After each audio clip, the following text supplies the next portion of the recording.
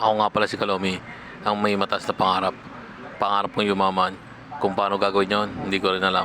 Basta puno ako ng pagsisikap. Tara, samahan niyo ako. Magluluto tayo ng bagong menu. Chicharon bulaklak.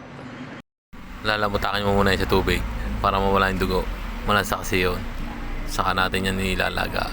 Tanggalin muna natin yung mga natitirang dugo para dyan. Hindi nga pala to pwede sa mga matataas ng BP. Lalong tataas ang BP niyo. At saka baka magkatoyo kayo. Lalakas ang toyo nyo. Seryoso ang boses ko pero nagpapatawa lang ako. Tara, pasipulin na natin to. Pag sumipul to ng wheat view, sinyalis yun na marapit ang maluto. Malambot na yung ating pinapakuluan. Mabilis lang naman to sumipol. Tsaka hindi naman to ganong katagal dapat ilaga. Chicharong bulaklak naman to eh.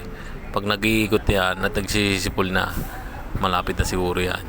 Tsaka huwag nyo pipilitin yan buksan. Pasisikawin nyo muna yung mga barbula nyan. Kasi pagka pinilit nyo, sasabog yan. Mainit yan. Sobrang init yan kasi yung pressure na sa loob. Sabi nga nila, huwag mong pipilitin pag ayaw. Hayaan mo siya magkusa. Magkukusa naman yan. Pagbukas naman yan, talagang malalambot na. Yan, kagaya nyo, no? Pipihitin mo na lang. Pagkatapos nyan, didiray natin yan. Huwag mong kakamayin yan kasi napakainit yan. Luray na, oh. Malambot na. Sa mga mahihilig dyan, sa mga putok-batok na pagkain siya, dahil na din eh. Nandito lang kami sa may tapat ng SM Terminal, yung bagong terminal ng mga van. Dito nyo matatagpuan yung lumihan namin. Talagang ito ay para sa inyo. Pipirituhin na nga pala natin yan. Talagyan muna natin yan ng mga pampalasa. Tapos, saka natin i-serve sa mga customer. Testing lang muna. Bibigyan natin yung mga customer natin, pero libre muna. Saka na yung bayad. Pag nagustuhan nila, tuloy. Papakulo muna tayo ng mantika, tapos saka natin ihulog para crispy. Yan, no?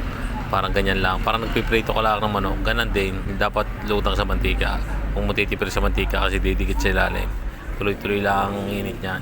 Tsaka dapat huwag masyadong malakas ang apoy para hindi agad masunog. Mapait yun pag gano'n.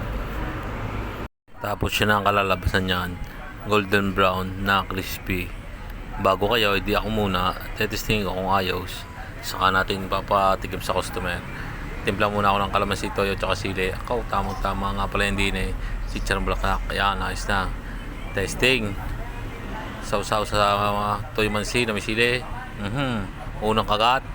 BP agad. Nako, hindi repeat sa may mga matataas ang uric at saka nasakit ang mga buhol. Mapipili kayo pagka kayo kumain na rin.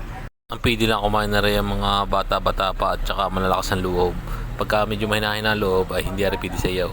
Tsaka nasakit ang paa, nako po, ari kalaban, hindi repeat sa inyo, mapipili kayo. Disyembre na, Pasko na, ay nasakit pa ang inyong mga buhol, nako po, ay wag na. Wag mong susubukan, masisira ang buhay mo. Eh, hindi ko na ubusin ang kanin at ubus ang ulam, tama na yun. Pero ayos, yan, may customer na nag-testing daw.